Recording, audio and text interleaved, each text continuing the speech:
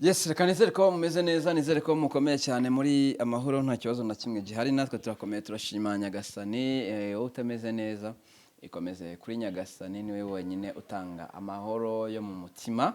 Nangiye kuvuga ngo ayo mwisi, ariko ayo mwisi ari ryarangira, ariko ujye usaba Imana amahoro yo mu mutima kugira ngo ube ku isi umerewe neza. Ibyo wabura byose, kondition yose waba urimo, ufite amahoro yo mu mutima, gahunda zigenda neza cyane. 5 uno munsi turi kumwe na Pastor Claude, musanzwe mumenyereye, ni pasteri. Tugiye kuganira, yitwa Niyonzima Claude, n'umuhanuzi, akaba umupasteri, n'umuvuga ubutumwa bwiza bwa Yesu Kristo. Reka tumwakire, twongere tuganirire abanyarwanda. Pastor, turakwakiriye nanone. Murakoze. Murashima Imana? Turashima Imana. Aretse rero iyo tugiye kuganira bijyanye tuganira buri gihe. Nyuma ruko nyifungaho niba unyiryaho simbizi. Bivuga ngo abitangira neza akabirangiza neza, Imana yacu irahambaye. Abitangira neza akabirangiza neza, Imana yacu irahambaye. Irahambaye cyane bikomeye. Mumeze neza, murashima Nyagasani? Turashima Imana. Uburinzi bwayo bukomeye bubanye natwe. Kuba turi amahoro, ibyo nibyo gushimwa, nibyo dushimira Imana. N'abakunzi ba Baraka TV naho nizera ko bari amahoro. Abarwayi baraza gukira mu izina rya Yesu, abihebye baraza kubona ihumure ry'Imana. Abafite icyo babuze, bamaze iminsi bafite icyo bashaka babuze, Uwiteka araza kubahuza n'umuntu w'umumaro cyangwa n'ikintu cy'akamaro mu izina rya Yesu. Amen. Ndi Rusizi, umuntu ari kuma video yawe kabisa ngo warabwirije abantu bajya mu mwuka. Irusororo ejo bundi se. Irusororo ni vivanta ni he? Twari mu murimo w'Imana. Twari mu murimo w'Imana, kandi Imana yacu ni Imana ishoboye byose, ni Imana ivuga bikaba, ni Imana itegeka bigakomera. Hirya y'ibyo byose rero, shimwa shimwa Mana yacu, hirya yawe nta yindi Mana. Nuvuga ngo Imana yacu ni ishimwe, hirya yayo nta yindi Mana ihaba. Nta nizigere haba. Haba epfo, haba ruguru, haba ibumoso, haba iburyo, haba hasi, haba nta yindi Mana ibaho. Shimwa shimwa Mana yacu, hirya yawe nta yindi Mana ihari. Yego. Yego. No kuri Imana bishimirwe. Pastor, reka n'ubundi dutangire tubanze twiganire, turatangira mu kandi isengesho. Oya, tubanze dusengere, tubanze tukaganira ubuzima busanzwe, twasoza tugasenga, tugahita dutangira ikiganiro nyuma. Tubanze dusenga, kuko tubanje gusenga hari ibyo dukikira. Yego. Iyo tubanje gusenga hari ibyo tubanza tugasegurira, tugakikira, tukabi neza. Mana yacu turagushimye Data twese uri mu ijuru, Imana yaremye ijuru n'isi n'inyanja n'ibirimo byose, wera wa Isiraheli, Mana y'abanyarwanda n'abadiaspora bose ku isi yose, abanyarwanda baba mu mahanga mu bihugu bitandukanye, abo turabasengeye, tubasabiye umugisha, tubasabiye kubaho, abarwaye bakire, abarwaje bakize mu izina rya Yesu, abihebye bahumurizwe nawe, abafite ibibazo bitandukanye bose ndabakweretse kugira ngo ubagirire neza, ubakomeze. Witwa ndi uzahora iteka ryose, ndiho niryo zina ryawe, Jehova Rafa, Jehova Shalom, El Shaddai, Elohimu Adonai.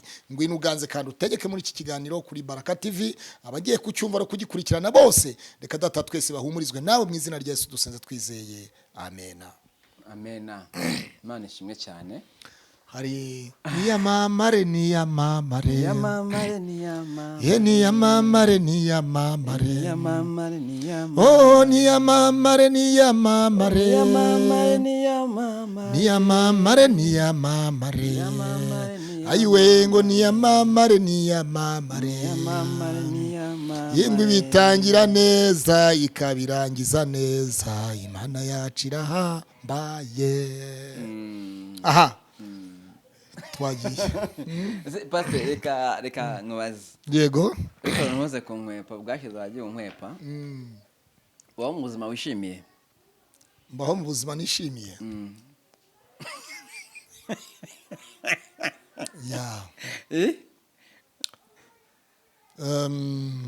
Ndanyuzwe mu mutima wanjye, mfite indirimbo. Oya, nsubiza uko mubajije, ntago nshaka kuririmba. Mbaho mu buzima yego wishimiye. Yego. ubuzima buratandukanye. So hari ibyo nshobora kuba nishimiye n'ibyo ntishimiye. Ibyinshi ni ibihe?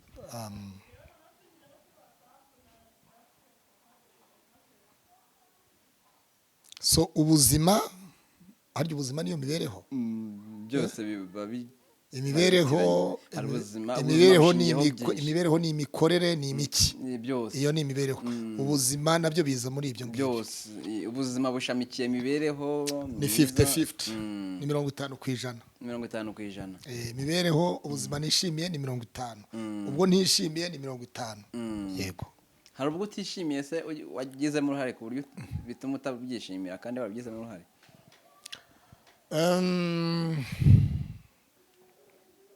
Buriya Ruberi ntazakubeshye, nta kintu na kimwe dushobora kugira ibintu, hari ibintu dushobora kugiramo uruhare. Yego.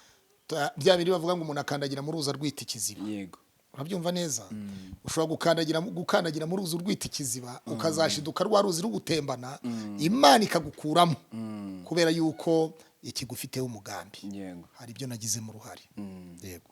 Ntabwo ujya ubyicuza? Nk'ubu nigeze kujya muri Nyabarongo nabigizemo uruhare. Ariko Imana imbona ko hari ikintu gikomeye, ntabwo nari kumenyana na Ruberi nkurahisha Uwiteka. Kubera iki? Naricujije ndetse cyane bikomeye. Naricujije ndetse cyane bikomeye. Senga n'amasengesho yabyo ubwabyo y'umwihariko. Yego. Ni iki wirinda ku bantu? Abantu se shaka ari byinshi. Umuntu biragoye kumenya umuntu uwo ari we. Biragoye kumenya umuntu uwo ari we. Utaramumenya hari principe zawe ufite, nkanjye hari ibyo nirinda ku bantu. Hari principe zawe ufite. Nanjye principe zirahari. Gusa ijambo ry'Imana riratubwira ngo mubane bose, mubane amahoro n'abantu bose, ngo cyane cyane abo mu nzu y'Imana. Ubu bisigaye bigoye kumenya uwo mu nzu y'Imana n'uwatari uwo mu nzu y'Imana. Akenshi usanga uwitwa ko ari uwo mu nzu y'Imana ariwe mugizi wa nabi kuruta uwo mu nzu yo hanze. Niko gahunda zimeze. Ndakubeshya se? Ntabwo mbeshya. Ndabeshya se? Kimbo ndabeshya? Ntabwo Kimbo wo muri Foso yaravuze ati ngo simbeshya. Kwa Bishop Masengo Dr. Ni hasengera kabisa. Kuko usanga abagambanyi ba mbere bari mu nzu y'Imana. Abanyamashyari ba mbere bari mu nzu y'Imana. Uramutse ubarije umuntu uti Pastor Claude umubona ute? Uriya wapi nta kigenda, uriya nta kigenda, kandi ubibajije pastor wigisha abantu kujya mu ijuru. Ubibajije umuvuga butumwa wigisha abantu kujya mu ijuru. Nka nimero Pastor Claude namushaka. Narayihoranaga ariko nayo mfite kandi arayifite. Atekereje ko ari ikiza Ruberi agiye kungirira. Ikiza ntikikagere kwa Claude giturutse kuri Ruberi. Nanjye reka nimana iyo nimero. Wabyumvise? Rero ibiba muri iyi si ni amayobera gusa, ninde wabimenya? Biteye agahinda. Wizera ibihingwa imirimo ikarumba, nabo mu bana bakakubera rubanda. Iyo ni indirimbo yo mu Badventiste. So rero icyo navuga nuko uwizera umwana w'umuntu avumwe. Icyo ni ijambo ry'Imana ryabitubwiye. Ariko ntibidukuraho kumenya umuntu no kubana n'umuntu. Gusa imibanire yacu hagati y'umuntu n'uwundi sinibwira ngo nibwira ko twaba tubana ni 50-50. 50% yiha umuntu ni 50% ubwo no kwizigama. Kuko icyo nabona cyo kwizera umuntu muri iki gihe biragoye. Sinzi niba ari muri iki gihe, ariko kera uko nabonaga ibya kera nkivuka ngikura, bamwe bavuga ngo ingimbi ngo biki, kera abantu bagira gukuri. Ariko uyu munsi niba ari iterambere rigenda riza, iterambere rikazana nihemuka, ntabwo mbizi. Mbere ntabwo abasore n'abakobwa babeshyanyaga nk'ubu. Reka nkubwire. Ariko se menya kubeshya. Twaganiriye kera. Bitari. Twaganiriye n'umuntu ejo mu minsi yashize aravuga ati kera twateretaga.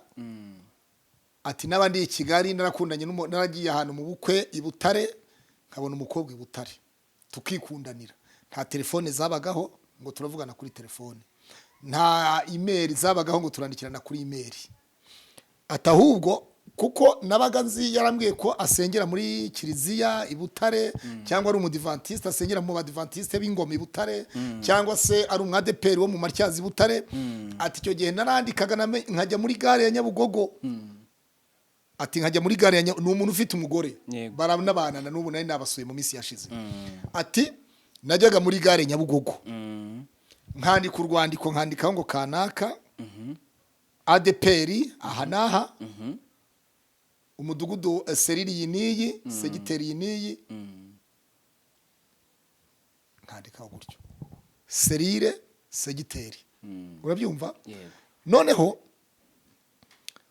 ati yaba korana hano mu isoko nkandikaho ngo seo mu isoko aha naha ati noneho ya modoka igiye Butare wa muntu ntumanye yabahasha akazantumikira cyangwa se mo kimwe tugakora ahakoraga ibyo biti posta ati ibyo niryo rambagiza twabaga dufite ati umuntu warambagizaga icyo gihe rero twandika gutugambo we umuntu utari burara uvuganye nawe umuntu uzamara ukwezi utaramubona mutaravugana amezi abiri yasha ati byaba byiza hagakora icyo bita kandiko nawe akongera agasubiza muri bwa buryo ibashi kazaza ati icyo gihe ibaje ukayiraza uruhande rw'umusego wawe ukarareba utugambo yakwandikiye wabyumvise kandi Ruberi iyo urebye ingo zo muri icyo gihe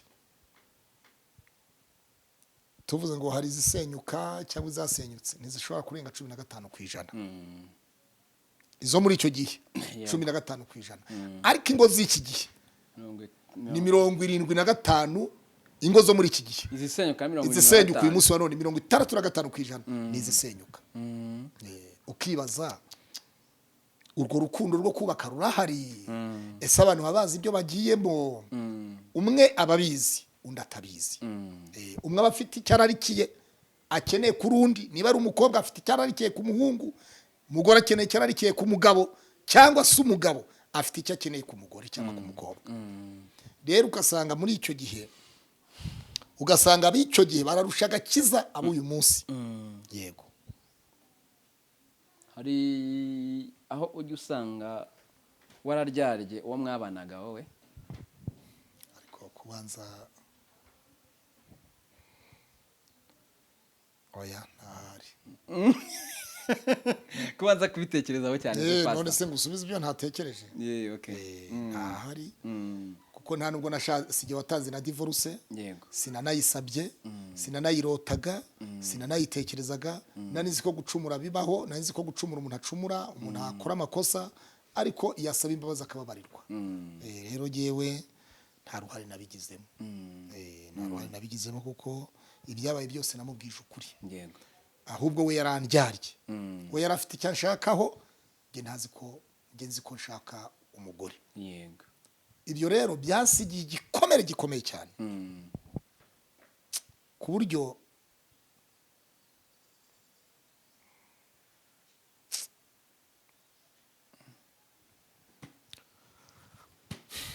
dukomeze ikiganiro mbese pastor wenda hari igihe nyine ibintu biba kubyakira bikanga bikagusigira n'igikomere ubana nacyo ugendana nacyo umva icyaba cyose cyagisimbura no muri nikize muri cyacu cy'igikomere ugasimbura cyangwa se ugasimbuza wa muntu wari uhari ariko igikomere inkovu yacyo ntisibangame bibaho cyane buriya Ruberi igikomere kirasibangana inkovu ishobora gusibangana igikomere gikurwaho ruvuga ngo igisebe cyomorwa n'umuti wacyo inzara ikurwaho no kurya yego kwambara ubusa kumarwa no kwambara kurwara bimarwa no kuvurwa ugakira indwara ikira igifungo gikurwaho no gufungurwa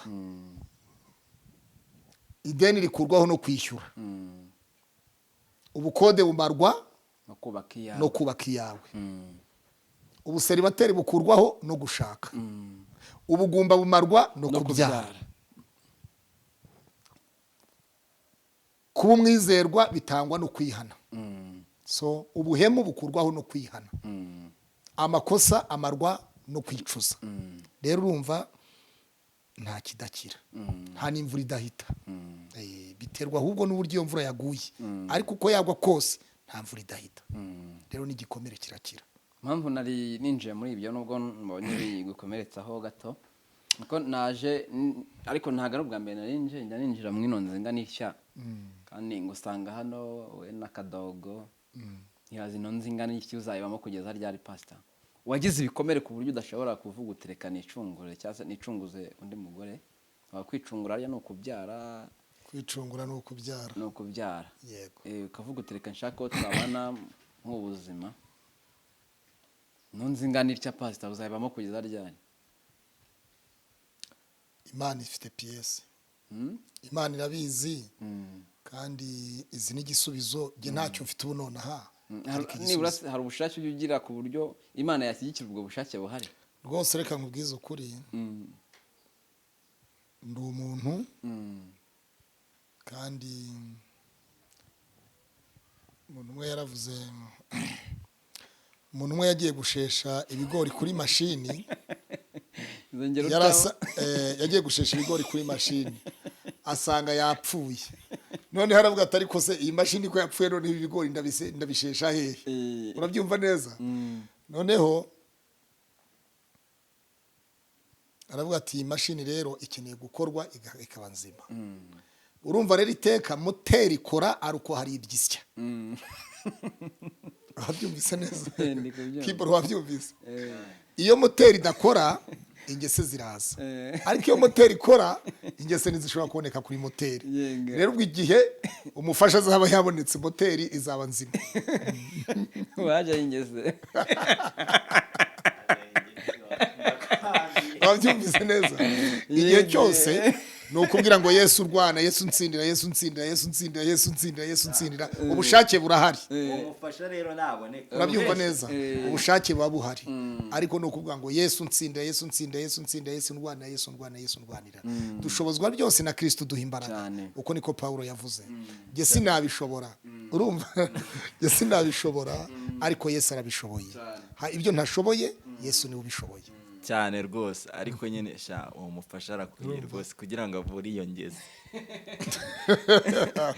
mufasha arakwiye rero ibyo byose bikorwa n'Imana kandi Uwiteka niwe utanga Uwiteka ataguhaye ntacyo wakiha yarakanyuzemo iyo atagushoboje ariko uziko Mabure yabonye umufasha wawe undi ugeze gucana kuri Baraka TV bagiye kubana Mabure ibintu bigeze kure ariko kuki utamugarura ngaze anashima Imana kuri Baraka we yakagarutse ahubwo akagaruka gushima yaba Mabure yaba umudamu we bakaje gushima kuri Baraka bakanashimira umudamu ari muri Amerika amakuru ndafite yizewe kandi reka giye mushimira ibyo arimo arakora no kunzu y'Imana rwose kwa Mabure ibintu nibizima wow Imana ishimwe cyane hanyuma pastor rero yarakanyuzemo twaganiraga iyo uri mu nzu ingana itya wenyine wagakwiye kuba uri kumwe n'umuntu niki kintu kiza muri mind yawe ugatekereza ukumva ugize intekerezo mbi yewe ntiriwe mu rugo ushaka kumara iminsi 2-3 ntanashashe nkaza nkiryamira wabyumva neza mfa kuba nzi ngo ishuka ni kuvure ndagenda mite nirambikamo ndani mu gitanda icyo ni kimwe mu byatuma umuntu yakibaza ngo kwibana bivuga iki ikindi nshobora no kumara iminsi 2-3 ntariye kubera iki kuko uyu mwana w'umuhungu ubonye aba yibereye mu umunyeshuri muri mekanike hariya za Muhima rimwe na rimwe batanahari n'akana k'agakozi ntabwo ari uwanjye kibera hano mu gipangu muri anegisi yo mu gikari rero urumva hari n'igihe ushobora kugura umugati nkagira ubute bwo kunywa icyayi kuko buriya iyo udafite umuntu uguhimbiriza ngo ariko ibi ni ibi wanyweye icyayi wariye wanyoye wabyutse neza ubwagorobye neza umeze ute ibintu nk'ibyo nawe umubaze gutyo ni ukuvuga ngo icyo umuntu abiba nicyo asarura so abibe nawe agusaruremo rero ibyo nibyo biba bikenewe ariko twibwira yuko nyuma y'igihe si igihe na mbere y'igihe si igihe nanjye ariko uko ndi kuguhata ibibazo nanjye bajya babimpata uzashaka ryari bla bla bla ariko nibwira yuko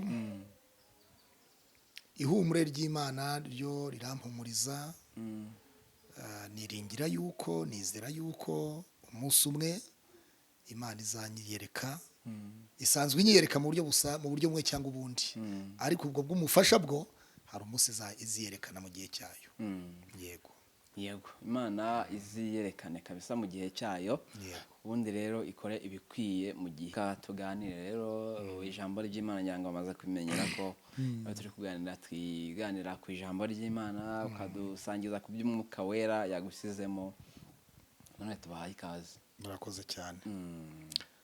Ufite Bibiliya aho? Imba nyifite. Soma ibyahishuwe ibice 21:5. Ibyahishuwe 21:5. Yego. Ugiye kungira pasiteri ku ngufarega. Nanjye nginda yifite. Yego. Ibyahishuwe 21:5. So ariko wowe reba ibyahishuwe gye nsome mu Bagalatiya.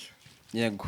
Byashuwe 21:5 haragira hati iyicara kuri ya ntebe iravuga iti. Ugende buke buke. Yego. Haravuze ngo iyicara kuri ya ntebe iravuze iti. Iyicara kuri ya ntebe iravuga iti. Aha. Dore byose ndabihindura bishya. Dore iyicara kuri ya ntebe iravuga iti.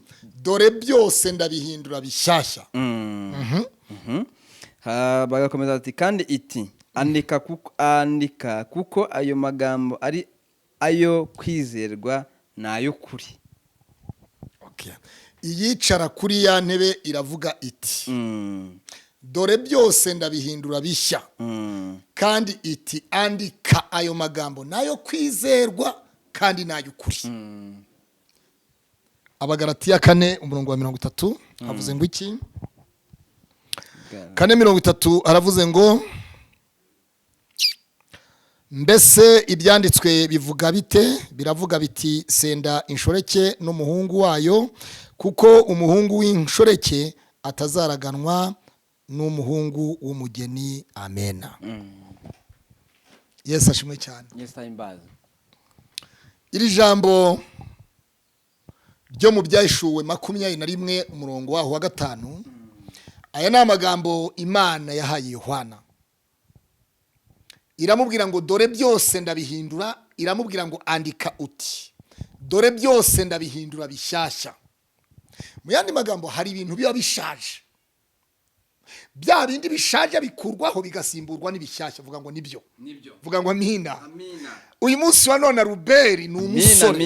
Yego. Ariko Ruberi hari ibintu bishyashya Imana igiye kumuterekamo byo kuba umugabo. Amena. Uyu munsi Ruberi aba mu bukode bwa Kigali. Hari ibintu bishyashya by'ikibanza Imana igiye kurema kuri Ruberi. Nundi wese unyitegereza kuri Baraka TV mu izina rya Yesu.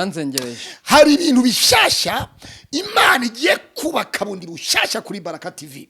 Hari ibintu bishyashya Imana igiye kubaka ku muntu unyitegereza kuri Baraka TV. Jambo yavuze ngo dore byose ndabihindura bishyashya. Ibya kera ntibizibukwa ukundi. Hari ibyari bishaje ibyo ngibyo Imana ibikuyeho. Hari amagambo yarashaje ku buzima bwawe. Hari ukene bwari bukugarije igihe kirekire. Ariko ijambo yavuze ngo dore byose ndabihindura bishyashya. Imana igiye kubihindura bishyashya. Ndagira ngo utangire wakire ko Imana ibihinduye bishyashya. Wowe unyitegereza kuri Baraka TV, Imana ibihinduye bishyashya. Wa mushumba w'Imana ihinduye ibintu bishyashya. Wa mukristo we Imana ibihinduye bishyashya. Dore byose ndabihindura bishyashya. Ibyakubabaje byose bigiye guhinduka bishyashya. Wahuye n'intambara nyinshi ariko ugiye guhura n'ibishyashya bizima. Wahuye n'ubukode burakuzengereza ariko Imana iguhinduriye kukubakira inzu. Wahuye n'urushako rurakuzengereza ariko Imana ihinduye ibintu bishyashya. Imana itanze amahoro mu rushako, Imana itanze amahoro mu kazi. Hari ibintu bishyashya mu kazi, hari ibintu bishyashya mu rubyaro, hari ibintu bishyashya bakwisa ingumba, ariko ugiye kwitwa umubyeyi. Ikintu cyose cyakuzengereje Imana iravuze ngo ibihinduye bishyashya. Dore byose ndabihindura bishyashya. Kiboro wabyumvise? Byose Imana irabihindura bishyashya. Ibyari bigaragara n'ibitagaragara. Hari ibintu bitari bifite ishusho, hari ibintu bitari bifite ikirangantego, ariko muri aka kanya ijambo yavuze ngo dore byose ndabihindura bishyashya. Aya ni amagambo Imana yabwiye Yohana. Yohana yatoranyijwe na Yesu Kristo. Yohana yarari ku kirwa cyitwa Patmos.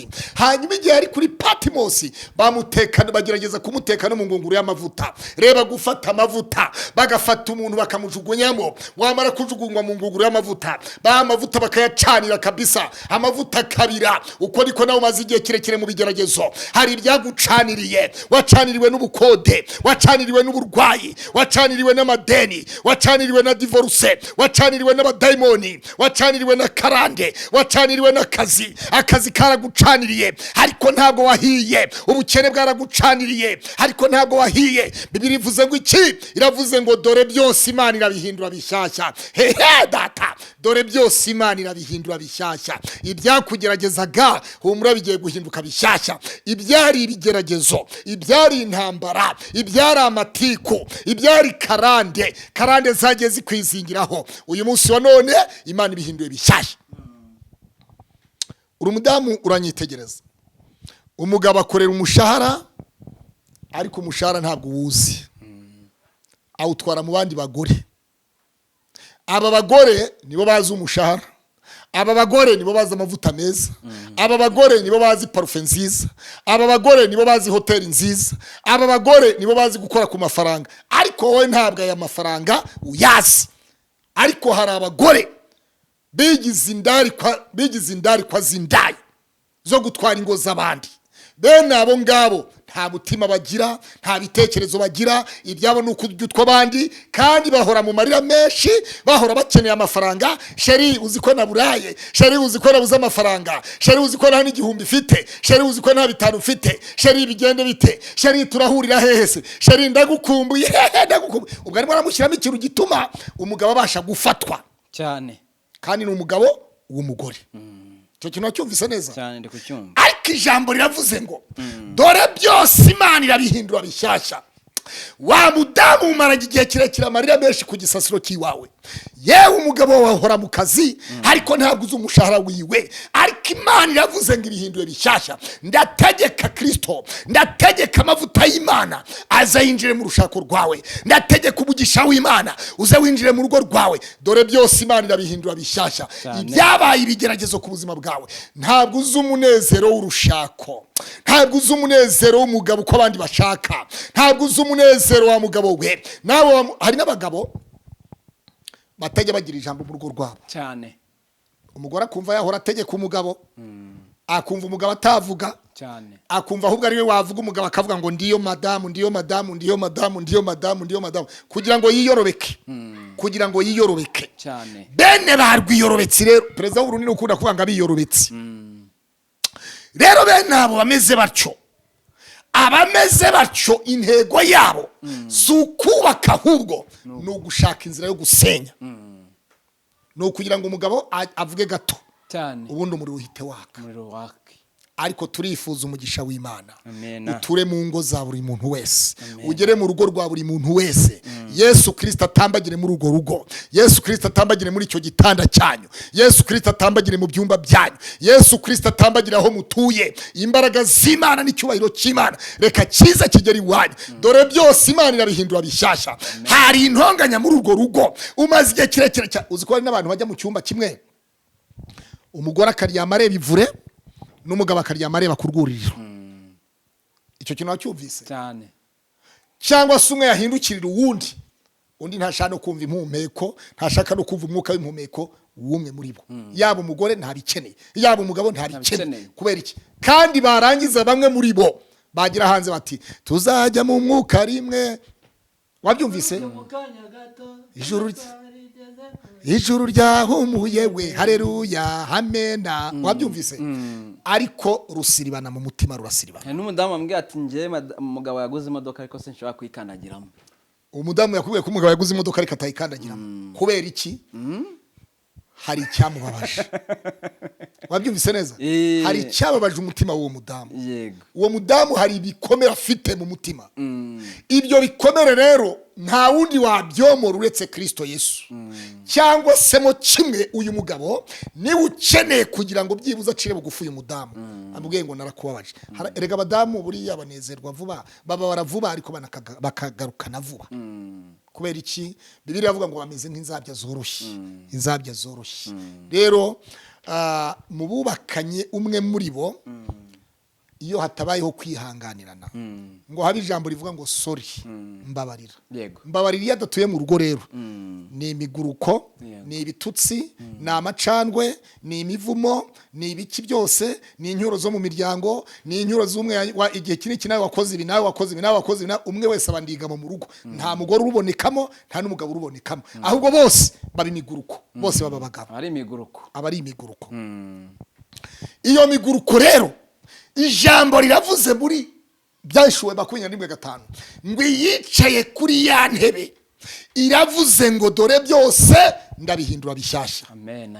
Ibyarindura mu rugo Imana ibihinduye bishyashya, ibihinduye umunezero. Ibyari ugutakaza akazi Imana ibihinduye umunezero. Ibyari ukukwirukana mu kazi Imana ibihinduye bishyashya, bibaye umunezero ku buzima bwawe. Akira akazi kawe mu izina rya Yesu. Urugo rwawe ndi utera imbere mu izina rya Yesu. Business yawe nikore neza itera imbere mu izina rya Yesu. Aho ngaho uri, wa mukobwa uri mu ishuri, wa musore uri mu ishuri, ibyo ukora byose akira umunezero w'Imana mu izina rya Yesu. Dore byose ndabihindura bishya. Iyicara kuri ya ntebe, Imana yicaye ku ntebe yayo. Yaravuze muri Yesaya 66 iravuga ngo ijuru ni intebe yanjye, isi ni intebe y'ibirenge byanjye, muzanyubakira nzuki kandi aho nzaruhukira ni hanuki, kuko ibyo byose ukoko kwanjye ariko kwabiremye bikabaho. Tukira cyumvise Albert, muzanyubakira nzuki, tuzubakira nzuki Uwiteka. Ijuru ni intebe y'Imana, isi ni intebe y'ibirenge by'Uwiteka, ngo muzanyubakira nzuki kandi aho nzaruhukira ni hanuki. Uwiteka akeneye haruhukira. Uwiteka akeneye kwicara mu mutima wawe, yaruhukira mu mutima wawe, yaruhukira mu nzu yawe, yaruhukira mu bana bawe, yaruhukira mu mugore wawe, yaruhukira mu mugabo wawe. Umwe muri mwebwe ni ukeneye kugeza undi kuri Kristo Yesu. Amen. Yesu ashimwe cyane. Muzanyubakira nzuki, aho nzaruhukira ni hanuki. Azaruhukira mu nduru se, azaruhukira mu macakubiri se, azaruhukira mu gutukana, azaruhukira mu gusebanya, azaruhukira mu bibazo, azaruhukira mu kwiganyira, azaruhukira hehe, azaruhukira. Nukuvuga ngo ntabwo ni Imana itabangikanywa.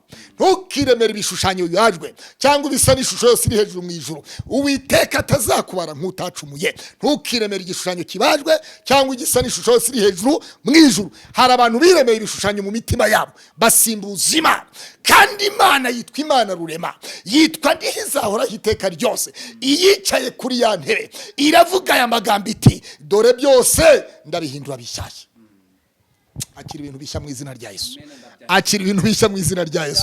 Buri muntu wese uri kuri kamera ni yakira ibintu bishyashya. Barakubabaje cyane.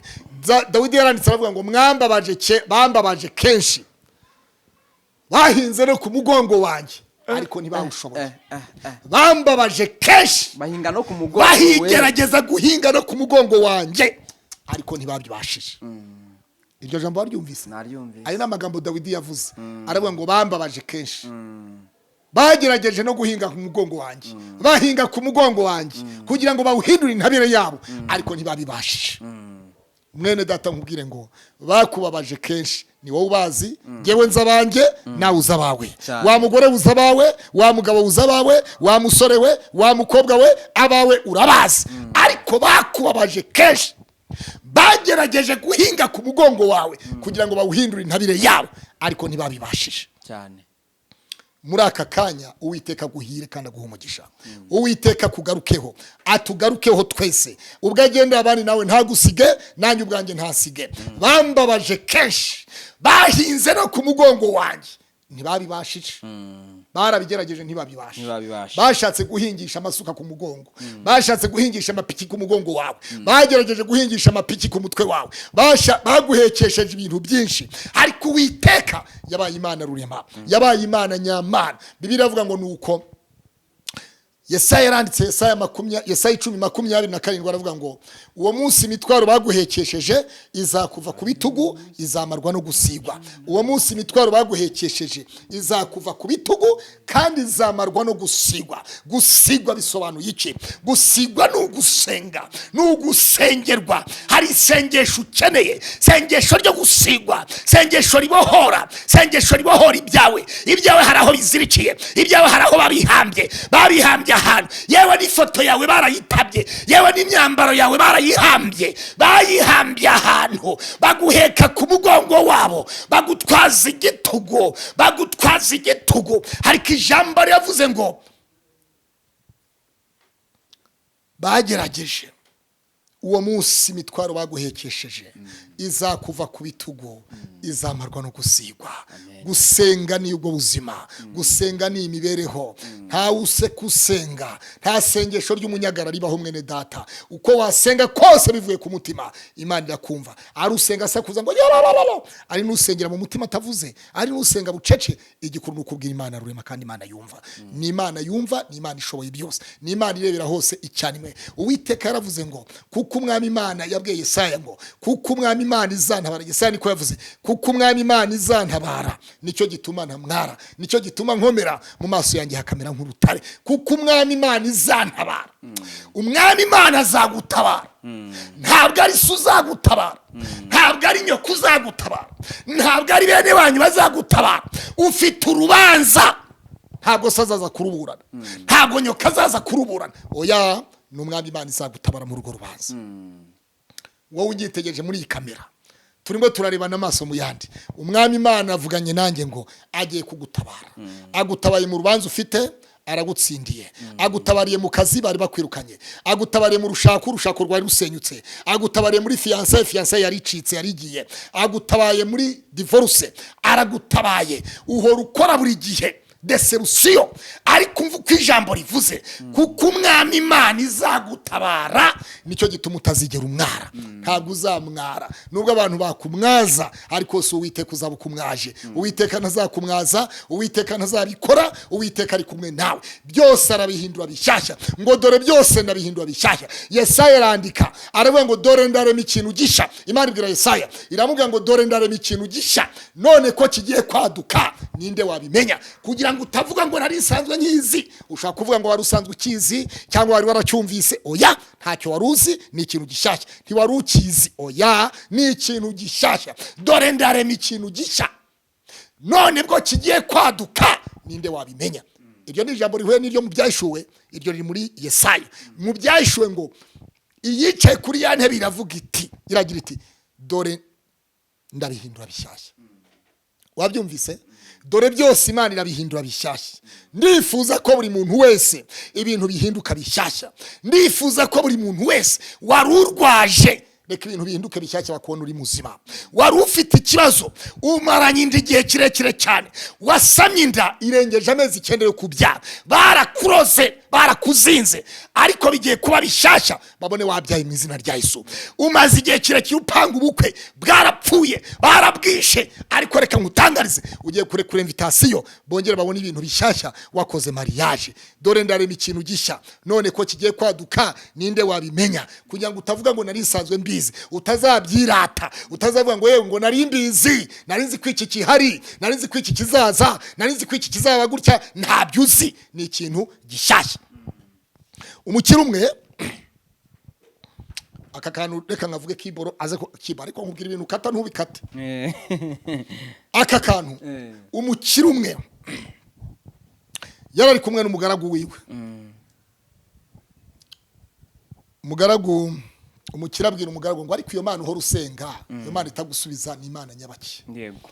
Ngo ubundi ubwo ngo urabona wowe Imana izagusubiza, ngo ibyo urabona bizaza kweri?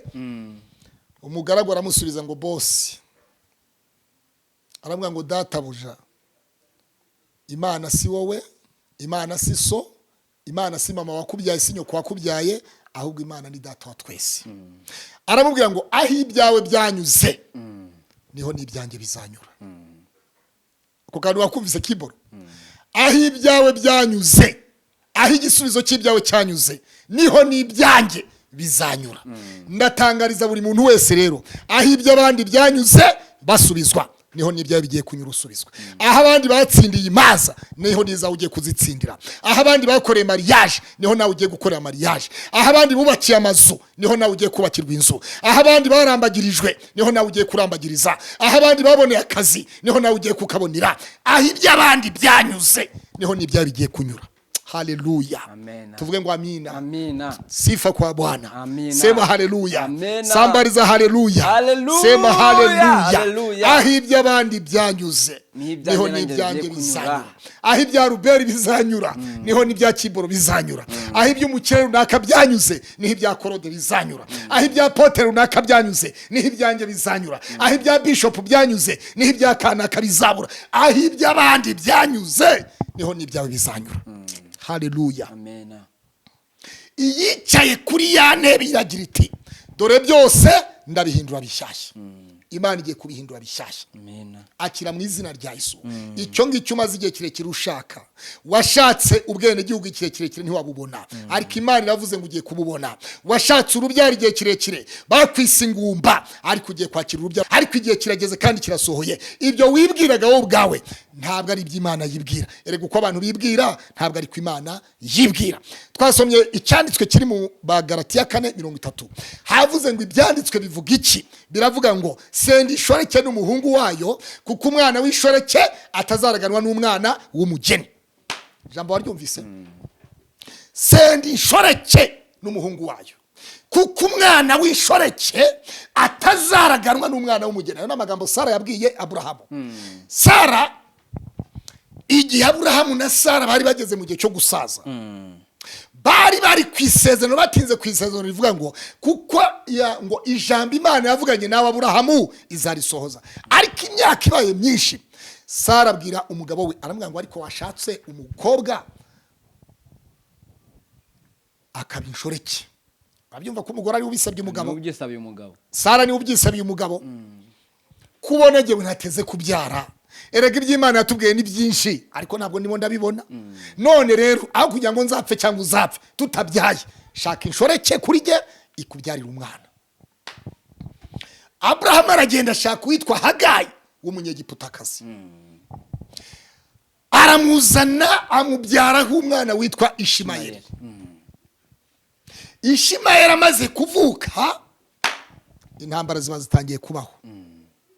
Kandi umugore niwe wabyisabye. Umugore niwe wabisabye. Imana nayo irabireba iri mu ijuru, iravuga ngo ya isezerano nasezeraniye Aburahamu ngomba kurisohoza, ko azabyara umwana w'umuhungu, kandi ko muri we nimwe amahanga yo mwisi azahererwa umugisha. Hanyuma nibwo Imana yoherezaga abamarayika kwa Aburahamu. Aburahamu yakira abamarayika, abwira umugore we Sara ngo cumba umutsima, nanjye ngiye mu ifamu mbaga ikimasa, turye barye bahage, kuko abashyitsi ari umugisha. Mwene data mushiki wanjye nkurikiranye, umushyitsi ni umugisha. Hari abashyitsi b'umugisha, hari n'abashyitsi b'umuvumo. Rero icyakora wowe jya ukora ukiranukire ku Mana, ibintu birekera Imana. Aburahamu amaze kubaga ya cyakimasa nkuko biri bivuga, amaze kubaga ya mfizi, Sara acumba umutsima inyama zahiye, hanyuma abamarayika bararya barahaga. Bamaze kurya no guhaga, mu gihe cyo gusenga isengesho ryo gusezera, Sara Bibiliya avuga ngo yari yicaye mu irebe ry'umuryango, yari yicaye mu muryango. Hanyuma marayika abwira Aburahamu, aramubwira ngo Aburahamu, Aburahamu, umwaka utaha igihe nk'iki Sara azabakikiye umwana w'umuhungu. Bibiliya avuga ngo, ijambo riravuga ngo Sara araseka ngo marayika abaza Sara ngo Sara usetse iki? Sara arasubiza ngo ntacyo nsetse, ariko yarasetse. Ndifuza umuntu muri aka kanya witegereza iki kiganiro kuri Baraka TV, yakira ijambo rivuga ngo umwaka utaha igihe nk'iki uzaba ukikiye umwana w'umuhungu. Ukwezi gutaha igihe nk'iki uraba wakira igitangaza cy'akazi. Ukwezi gutaha igihe nk'iki uraba wishyuye minirivare. Ukwezi gutaha igihe nk'iki uraba Imana iraba yishyuye amadeni yawe. Ukwezi gutaha igihe nk'iki Imana iraba gutsindiye urubanza. Hari imanza ndimo ndabona imbere yanjye zisirikira, ndimo ndabona abavoka imbere yanjye, ndabona abacamanza imbere yanjye. Imana igutsindiye urubanza. Wowe ntiwari kubishobora, nta n'amafaranga wari ufite, nta kimenyane wari ufite, ariko ijambo ryavuze ngo ukwezi gutaha igihe gisa nk'iki uraba ufite igitangaza, uraba ufite amashimwe mu izina rya Yesu. Amen. Sara araseka. Hari abantu Imana igiye gusetsa kuri Baraka TV, bari bafite amarira mu mutima wabo, bari bafite agahinda mu mutima wabo, ariko Imana irambwiye ngo igiye kubasetsa, kandi nibamara guseka bazasetsa na benshi, bazamwenyurira benshi. Hari abagiye kumwenyura. Tangira umwenyure wa musore we, tangira umwenyure wa mukobwa we, mwenyura wa mudamu we, mwenyura wa musore we. Hari ibibazo byari bikugarije, ariko ijambo ryavuze ngo Sara araseka. Amaze guseka yari yumvise ijambo atarumva, yari yumvise ijambo atigeze yumva, rivuga ngo umwaka uta urumva byari bivuye mu butoya bakiri umusore n'inkumi bari bageze mu myaka 90 ubwo ningo yumvise ijambo rivuga ngo umwaka uta aravuga ati sha twihangani umva niba hashize imyaka 100 ishyira ijana ariko niba ari umwaka uta iri jambo ndaryakire ndasetse hari abantu rero nabo bagiye guseka hano kuri Baraka TV. Imana irambwiye ngo hari abantu bagiye guseka. Muri abo bantu bagiye guseka ubu wa mbere mu guhamagara Pastor Claude Musengana Imana. Muri abo bantu ba mbere bagiye guseka Imana igiye kukurinda ubukodo bareze bigiye kirekire. Muri abo bantu mbere bagiye guseka Imana ikurinze kubitwa ingumba uhora ugenda yewe n'uruguri washatse mu muryango washatsemo barakurambiwe bakeneye ko umuhungu wabo ashaka undi mugore bakeneye ko ashaka undi mugore yewe barakurambiwe bakeneye ko urwo ruguna ruvamo rwose kuko ntacyo kimaze muri urwo rugo. Ariko mva nkubwire kubaho kw'inkoko simpuwe z'agaca.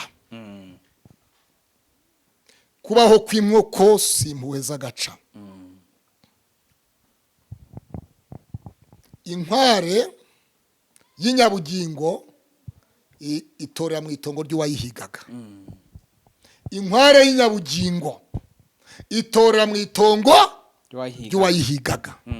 Reka nkubwire nubwo hari ibyaguhiza nubwo famille z'umugabo ziguhiga zirimo zirakurwanya ngo ntabwo uzabyara ngo ntacyo kimaze muri urwo rugo ngo ntacyo uzimarira nta mwana uteze guheka ariko reka ngutangarize ngo Imana iravuze ngo umwaka utaha ugiye guheka umwana mu izina rya Yesu.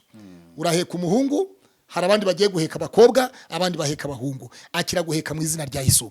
Sendi ishoreke n'umuhungu wayo kuko umwana w'ishoreke atazaraganwa n'umwana w'umugeni. Inshoreke ninde? Inshoreke ni shitani ku buzima bwawe. Shitani yaguhekesheje ibintu byinshi. Shitani yazanye inshoreke usibye ko hari n'inshoreke z'abagore zitwara abagabo babandi. Wa mugore we ufite inshoreke urabizi neza ko uyifite. Imana ivuganye nanjye ngo ikurinze inshoreke. Imana ikuye inshoreke ku mugabo wawe. Imana ikuye inshoreke mu bugingo bwawe. Iyo nshoreke y'umugore igenda ikashoreka ishoreka ishaka kugutwarira umugabo. Abagabo bimbura bwenge abo Imana iravuze ngo mugarukiraho. Ntabwo ari abagabo bose nimbura bwenge. Ariko Imana ndavuze ngo nimugarukiraho. Sendi ishoreke n'umuhungu wayo kuko umwana w'ishoreke atazaraganwa n'umwana w'umugeni. Sara agira agahinda amaze kubona Isaka aranezerwa ariko aravuga tumva birahindutse naravuze yuko azana ishoreke none bw'isezerano ry'Imana risohoye ibintu bihinduye isura. Sendi ishoreke n'umuhungu wayo isubira iwabo kuko umwana wanjye Isaka ntazaraganwa na Ishimayeli. Rero nawe isezerano ryawe shitani yakunyanganyije isezerano ryawe arangije arihinduramo ibindi ariko Imana iravuze ngo isezerano ryawe riracyari isezerano yasezeranye nawe iracyari yamana iracyari yamana y'Ibeteli iracyari yamana yirahiye. Imana yabwiye Yakobo ngo haguruka usubire ku musozi aho wasigiwe amavuta ukamiga umuhigo ndacyari yamana y'Ibeteli iracyari yamana yavuganye nawe. Ni yamana yakurinze ni yamana yagukomeje yakurinze mu makuba yakurinze ugiye gupfa yakurindiye mu mibyuko yakurindiye mu rufunzo yakurindiye mu nkambi ikurindira muri shitingi zarahiye mu nkambi harahiye ariko wowe uracyariho amashamba y'uburayazi uribuka amashamba wanyuzemo jewe sinandi kumwe nawe ariko Imana irimo iribuka amashamba wanyuzemo. None uyu munsi uriye n'indege uri mu bazungu uri mu bazungu uradidibuza icyongereza uradidibuza igifaransa uratwara imodoka ushaka waribagiwe. Reka kwibagirwa iracyari yamana iyavuganye nawe iracyari yamana. Dore byose Imana ibihinduye bishyashya ku buzima bwawe. Imana irabihindura bishyashya. Sendi shoreke ni icyaha byaha byizingazinga ibyaha nibyo rubori cyaha nicyo rubori bikwizingazingiraho. Sendi shoreke y'icyaha nawe urayizi iyo shoreke icyagutandukanya n'Imana urakiza cya kindi kikujyana ku ruhande keke pale hari ibintu bisaba discipline ari uko wabishakaga ariko ukabyima kubera discipline y'ubumana. Kubera discipline y'ubumana ntabwo nabindaya namenye Yesu Kristo iyo ni discipline. Ntabwo nabindaya ntegereje umugabo wanjye kubera yuko iyo ni discipline. Ntabwo naba indaya ntegereje umugore wanjye, iyo ni discipline. Ntabwo naba indaya mfite umugore wanjye, iyo ni discipline. Ntabwo naba indaya mfite umugabo wanjye, iyo ni discipline. Mfite umugore wanjye, mfite fiance wanjye, sinamuhemukira, sinamuca inyuma, iyo ni discipline y'ubumana. Discipline irakubwira ngo aho wicaye ntabwo ariho. Discipline irakubwira ngo ibyo ugiye kunywa ntabwo ari ibyawe. Discipline irakubwira ngo ibyo ugiye kurya ntabwo ari ibiryo byawe, ntibigibwa n'umwezi nkawe. Discipline irakubwira ngo abugenda nabo ntabwo arabo kugendana nabo. Discipline irakubwira ngo ntabwo uraraguza, ntukwiye kuraraguza kandi wubatse urugo. Ntabwo discipline y'ubumana hari aho ituvana, hari n'aho itujyana. Imana igwe discipline yo kwirinda kuzinukwa, kugira icyo utinya ugire n'ibyo utinyuka. Ninde uzicara ku musozi w'Uwiteka? Nugendera mu bitunganye agakora ibyo gukiranuka, uwo ni uzagendera ku musozi w'Uwiteka. Uwiteka bampera umugisha. Sendi ishoreke, iyo shoreke tumutandukana n'Imana. Iyo shoreke yinjira ubuzima bwawe. Ishoreke y'ibyaha bitandukanye. Ibyaha nibyo rubori. Urwo rubori rero, urubori rurababaza. Iyo urukiriye cyangwa ivubi iri kudwinze, hasigara icyitwa urubori. Urubori rw'icyaha. Urubori ruraryana, ugasigara wicuza ngo ariko kuki mbikoze. Rimwe na rimwe ugasanga ugiye mu gahinda ko kwibaza byinshi kuki nabikoze.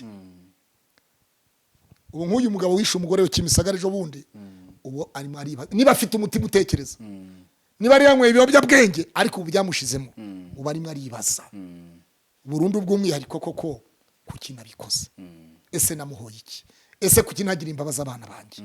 So urumva rero hari ibintu byinshi biduha discipline, kwirinda. Ugendana nande, wicarana nande, uvugana nande, ukorana nande, ibyo tunyuramo byose tugomba kuba dufite discipline. Paulo aravuga ngo turabyemererwa ariko si byose. Nuvuga ngo hari ibyo twemererwa ariko muri uko kubyemererwa ibi turi imbere ni byinshi. Biravuga ngo gusambana, abakobwa beza ngabariye, abagore beza ngabariye, nta kubuza gusambana, ariko discipline nakubwira ngo no, kirazira. Discipline avuga ngo uzuwo wamenye uwari we, uzi ingaruka zava mu gusambana, uzi ingaruka ziva mu kurwana, uzi ingaruka ziva mu gutongana, uzi ingaruka ziva mu moko, uzi ingaruka izo arizo. Discipline ikakubwira ngo icyo kintu kireke. Discipline ibwira umuyobozi bwite bwa leta, umuyobozi wicaye mu ntebe, nturye ruswa. Nurya ruswa urafungwa, urabuhemukiye igihugu cyakugirira icyizere, urabuhemukiye abaturage bagutoye bakugiye inyuma, urabuhemukiye igihugu, urabuhemukiye abaturage, urabuhemukiye. Discipline ikavuga ngo itegeko nshinga rya Repubulika y'u Rwanda rivuga ngo kurya ruswa ni icyaha. Ibyo byose ni discipline. Yakaba yayirya yewe nta numureba, ariko kumenya discipline iramubwira ngo kirazira. Rero tugomba kwishyiraho kirazira. Iyi gihe cyose atariho kirazira, amarembo ahora akinguye. Kandi amarembo yakinguwe, ibintu byose birinjira. Ibiyongoyongo birinjira, ibiyongoyongo, inzoka zikinjira, ibikeri bikinjira, ubunyamasyo bukinjira, imbwa zikinjira, buri kintu cyose kinjira. Ahantu hari rwazi, mbese ahantu umuryango ukinguye, nta murinzi uhari, nta musekirite uhari, buri kintu cyose kirinjira.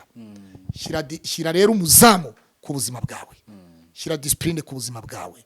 Imana ibampera umugisha. Sendi ishoreke n'umuhungu wayo. Ibyo byose nkubwiye ni ishoreke. Byose nkubwiye ni ishoreke ku buzima bwawe. Sendi ishoreke n'umuhungu wayo, kuko umwana w'ishoreke atazaraganwa n'umuhungu wanjye bwite, n'umwana wanjye bwite. Rero Imana ibampera umugisha. Ijambo ryavuze ngo dore byose Imana ibihinduye bishyashya. Mwene data mushiki wanjye, byose Imana irabihindura bishyashya. Ejo bundi nasenganye n'umuntu arambwira ngo pastor, naragupingaga, warambwiye ngo mu muryango wanjye hari umuntu ugiye kunteza ikibazo cy'urubanza, nzaburana. Kiganiro wacyumvise kuri Big Town. Ngo ariko pastor, naragupingaga ngo Imana imbabarire, nawe umbabarire, uko nakubonye kose Imana ibimbabarire. Ni umudamu ari muri Leta Zunze za Amerika. Undi mudamu ni umukecuru ari mu Budage. Arambwira pastor, maze iminsi hari ibizamini nendaga kujyamo, ariko nari naranze kubijyamo, ariko urambwira ngo hari ibintu Imana injyanyemo bitunguranye. Noneho size ukuntu nabonye ikizamini kuri internet, kandi nagomba kujya kugikora neza mpigereye. None nakibonye kuri internet. Pastor, ibintu byagenze neza. Nitwe tukuzi, nta wundi wakumenya, nitwe tugomba kukumenya rero reka nkubwire mwene data iby'Imana biribwa n'abarambije abarambiwe batashye iby'Imana biribwa n'abarambije abarambiwe batashye hirya y'ibikugerageza hino hari ibiguhumuriza hejuru y'imbaraga zibikurwanya hari imbaraga z'Imana uhamagare telefone ubona kuri screen yawe kuri telefone yawe kuri kamera yawe kuri screen yawe ya televiziyo dusenga n'Imana nawe nubwo hari ibyakwihambiriyeho bigiye kuguhambuka mu izina rya Yesu karandi yaguhambiriye karandi yatumye udashaka karandi iguhoza mu rushako washatse rimwe washatse kabiri washatse gatatu washatse kane gatanu pacina Yesu abo nabazimu bavuga ngo dore ibyiza uriya mugabo azaguha ibyiza uyu mureke uriya ni ufite ibyiza uriya mugore ni ufite ibyiza uriya mugore ni umeze neza uriya mugabo ni umeze neza uriya mugabo azaguha ibyiza azaguha igorofa azaguha amafaranga menshi azaguha ibiki azaguha imodoka nziza azaguha iki kubera ko wagiye gushaka utazi icyo washakaga gushaka Imana ibaha umugisha ibarinde kandi bakomeze ibikugerageza byose ntabwo ariko bizagushobora Imana irambwiye ngo ibihinduye bishyashya ibyawe byose Imana ibihinduye bishyashya telefone ni 0782 51 15 97 0782 51 15 hari ikindi ubaza turi kugana ku musozo wari ugeze ku by'ubuhanuzi ugera ku byo kubaka ko satanya naganye umuntu akashaka benshi yego bwashize yaciye mu mwaka n'igice uri kuri channel imwe yego naza gusubira mu baravuze ati Imana ihaye Pastor Mutesi umugabo wa gatatu ejo bundi mbona musaza wari kuvuga buti yashatse umugore wa mbere wa kabiri wa gatatu naheza numva nawo binoganoga ngo bari muri Amerika yitwa Rusagara bla bla bintu nk'ibyo wa gatatu nuriya wahanuye uri kumwe na Mutesi nimwe bari kumwe simbizi nako ikibazo gihari abantu bakunda saga abantu bakunda ibidafite umumaro ahubwo iby'Imana yavuze babiha umumaro witsindaho nabivugiye ku Isezerano TV kwa Evodi niho nabivugiye ahubwo sugira ngo sinanaheruka mu Isezerano TV Evodi nakurikirana iki kiganiro ndamusuhuje mu izina rya Yesu naravuze ngo Imana yanyeretse Pastor Mutesi mbona shaka umugabo wa gatatu ni abimbwira bitinze iryo jambo ababyibuka niba babyibuka bajye ku Isezerano TV barabisangaho niho biri ahubwo abantu nibamenye ko ndi umuhanuzi w'Imana Imana niyikora sijye ubikora sijye ubivuga ni Imana ibivuga rero iby'Imana yubatse ntawe ubisenya ahubwo ikibazo n'uyu mugabo nawe niba nyumva ntatura arama umugabo wande wa Mutesi nawe ntatura arata bavanga Mutesi yarishingiye se baba bari kumwe n'ibyo rero nta pastor wishingira nta pastor wishingira yarishingiye oya nta pastor wishingira niko mvuze ndavuze ngo nta pastor wishingira kandi Mutesi yarishingiye buriya reka tubirebe tubigenzuze umwuka yega n'amakuru yega tuzabimenya yega ariko tuzi nta pastor wishingira icyo gihe rwose byaba ari sakirirego ubwo icyo gihe byaba ari ukuvuga ngo niyambuye umwambaro do kuko niyo yabikinisha ariko Imana yamuhamagaye ntiyaye kereka yari yihamagaye uwihamagaye yabikora ariko wahamagawe n'Imana ntibishoboka niyo yabigerageza ntibyakunda musanze byarabayeho wabifata ute nsanze byarabayeho nuko umusengera uvuga ngo Mana umugaruze umugwaneza bwawe nta kindi twakora cyane waba muri babandati yaraguye ngo wambaye umwambaro w'urugamba havuze impundu nk'uwatabarutse ucyambaye umwambaro w'urugamba hazavuze impundu ngo ngo ndashima ngo natabarutse mvuye amahoro ucyambaye umwambaro w'urugamba hazavuze impundu nk'uwatabarutse ariko ngiye ndacyabyaza n'ubu ubundi ni mushiki wawe nk'uko wabyivugiye ari mu Rwanda cyangwa ari muri Amerika muri Canada telefone yiwe WhatsApp irakora ariko simperuka kwandikirana nawe ari mu Rwanda cyangwa ari muri ahubwo ngiye reka mbwira uyu rusagara muntu w'Imana abahoziyana ariko uziko ngo yabaga muri hoziyana rusagara Imana imuhe umugisha murindi mukomeze ariko ikibazo nta nitura arama nahanuye umugore mpanurira umuntu nanazi uzanaza sinari mbizi ikibazo sindabona sadaka rusagara ayitange nimba ko ari byo none se niba koko ari byo mumaze iminsi muvuga ngo Pastor Mutesi umugabo wa kangahe se nibyo none se ugatari byo bari kumwe ubu ngubu bari oya ntabwo mbizi urumva rero abana abantu Rusagara na Mutesi bari kubana babana gute nk'umugore n'umugabo ntabwo mbizi we yivugiye ko afite umugabo ari umugore w'umugabo ntabwo ngibyo mbizi bindi rero ntabwo mbizi ahubwo gusa cyagoze ageze muri Amerika Imana ishimwe afite n'umubyeyi wanamushyingira ahantu mwagiye ejo bundi Rusizi urahazi uwabatumye Rusizi muramuzi François Tugirimana yitwa Reverend Pastor François Tugirimana François Savier uriya ni umugabo w'Imana ni umukozi w'Imana ukunda abantu ukunda gufasha buriya yigeze no guha imodoka Mutesi cyane yamuhaye imodoka rwose neza amya ni umuntu uzi guhimbaza cyane ni umuntu buriya ujya mu mwuka cyane ukunda gusenga buriya ubuzima bwe ni ugusenga ni umuntu ukunda gusenga ni umuntu ukunda Imana akunda igihugu cye cy'u Rwanda hari n'ahandi hantu buriya si hariya buriya Rusizi nuko abantu baba batabisobanuye neza ariko abantu amaze gufasha muri iki gihugu benshi cyane benshi sinabarondora ndabyibuka mu Kinigi hari abasigajwe inyuma n'amateka binyuze muri transformation ni ministeri ya Bishop John Rucyahana Reverend Tugirimana yari yanyujijemo transformation information ya Bishop John Rucyahana ayinyujijemo François Savier Tugirimana Reverend yafashije abasigajwe inyuma y'amateka mu Kinigi nagiyeyo nari impibereye n'amaso yanjye ndi muri timu yagiye icyo gihe kabiri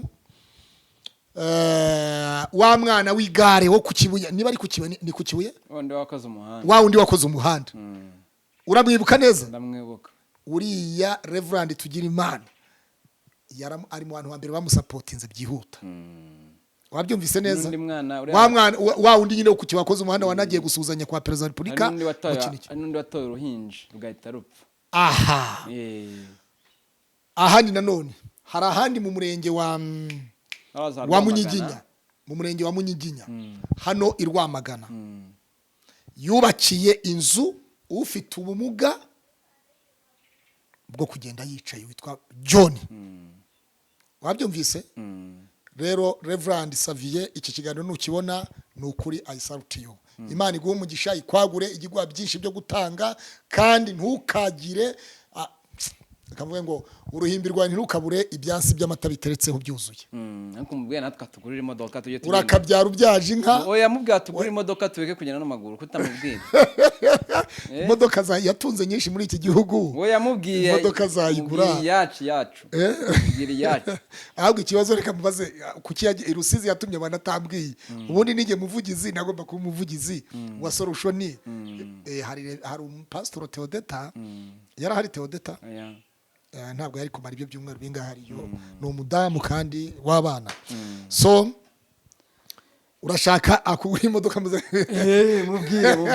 mubwiye kutamubwira yitangazamakuru se imodoka yitangazamakuru nakubonyeyo mbonayo na Brazil waza burishya mbonayo na action ya ntuza ya hariya ni Inosa mwese rero muhabwe umugisha kandi Reverend Imana imuhe umugisha umukozi w'Imana abantu bo muri Arizona menye ngo Pastor Reverend Tugirimana François Savier ni umukozi w'Imana akunda igihugu cy'u Rwanda cye akunda abanyarwanda ku isi yose kandi ikindi ni wa musenzi n'umusenza akunda gusenga ibyo ni ubuzima bwe bwose no gusenga akunda Imana akunda gusenga icyo nkimuziho ni wa muntu ukunda gusenga ijoro n'amanywa ubuzima bwe bwose abushyira mu gusenga Imana imuhe umugisha rero Reverend ndagukunda ariko wa muceri warashize wigeze kungura mu myaka ingahe ishize kiganira kirebe wishaka umuceri ngiye nshaka imodoka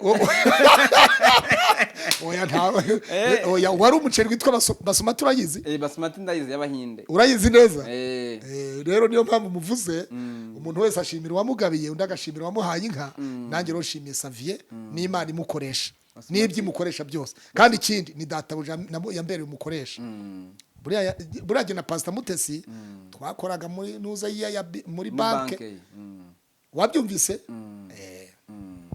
wabyumvise ariko nabyumvise aha Pastor murakoze cyane so Imana ibomugisha rero niba mumanyigiye na Mutesi turaziranye ngo kuki utamushatse inde nshaka nde ntago mbise shaka nde Mutesi Pastor Mutesi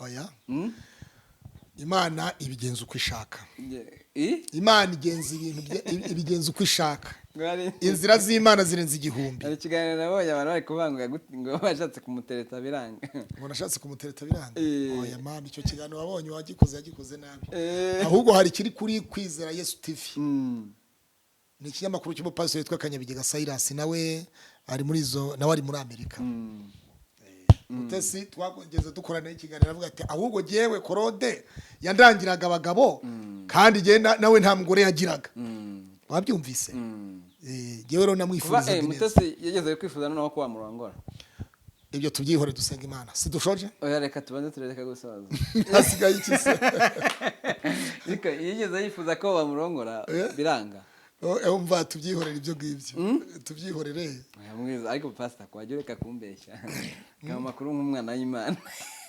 abana b'Imana ni beza bambaye ubwiza bw'Imana abana b'Imana ni beza bambaye ubwiza bw'Imana ayiwe bakunda gusenga ni beza reka dusoze wabyumvise yego yashatse ko mugira umugore biranga dusenga Imana Father, in the name of Jesus name, amen. Turagushimye kubw'ineza n'ubunizi bwawe. Witwa ndi uzahora iteka ryose dusengeye buri muntu wese uri kuri Baraka TV, kuri Mugisha TV. Mwami Imana ureba Baraka wese, Mwami Imana ahabwa umugisha nkuko yitwa Baraka TV. Reka ubumugisha ku muntu wese ugiye kureba iki kiganiro n'iri jambo ryatambutsemo. Buri muntu wese wari ufite inshoreke umurindi ishoreke mu izina rya Yesu kandi uvuze ko ibintu byose bihinduye bishyashya reka ibintu byose bihinduke bishyashya kandi uvuze ngo ugiye kubikora kugira ngo umuntu wese bigiye kumenyekana uyu munsi wa none reka bimenyekane Eliya arasenga abami ba mbere 18:3 aravuga ngo Mana ya Abrahamu na Isaka na Isiraheli uyu munsi bimenyekane ko Uwiteka ari we Mana nanjye ndasenze ngo Uwiteka bimenyekane kari wowe Mana bimenyekane mu isi yose bimenyekane mu Rwanda bimenyekane muri Afrika mu Bugande mu Burundi Tanzania Kenya Uganda muri Kongo abakongomani reka bakubone bimenyekane kuri Imana nyamana ibarinda kandi kabakomeza intambara zose zo muri Kongo zihagarare mu izina rya Yesu iziri muri Ukraine zaduteje ibibazo bitandukanye amavuta z'amazutu yarabuze inzara zabaye inzara mu bihugu bitandukanye Mwami Imana kubera Ukraine kubera amazutu yabuze kubera za gaze zabuze aho hose turasenze kugira ngo Mwami Imana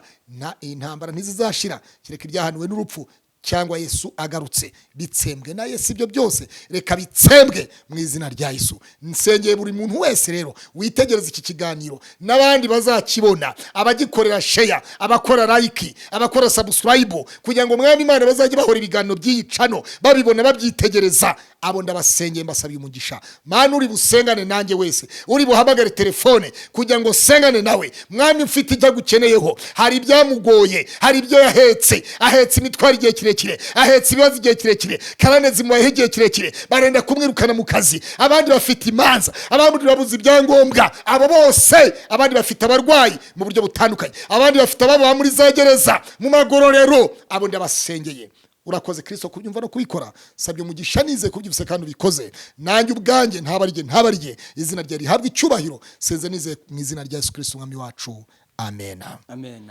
Imana ibaho umugisha ngero tukibutse nimero yawe dusoze 0782551597 kubari hanze y'u Rwanda barakoresha prince 250 bakurikizaho 788 51 ciao ciao shalom shalom ndabakunda I love you so much my people thank you very much murakoze cyane Imana ibahe umugisha amen murakoze nabwo wanyimye makuru ariko